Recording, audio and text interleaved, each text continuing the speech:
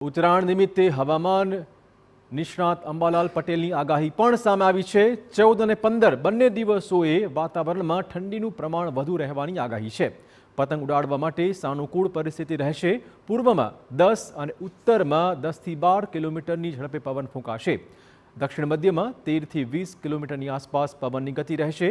ઉત્તર ગુજરાતમાં દરિયાકાંઠા તરફ વધુ પવન રહેવાની શક્યતાઓ છે। વલસાડ, સુરત અને દરિયાકાંઠે વધુ ઠંડી પડી શકે તેમ છે। અમુક સ્થળો પર વરસાદ કે કરા પડવાની પણ શક્યતા તેમણે વ્યક્ત કરી છે। 15મી જાન્યુઆરીએ પવનની ગતિ ખૂબ જ ધીમી પડશે।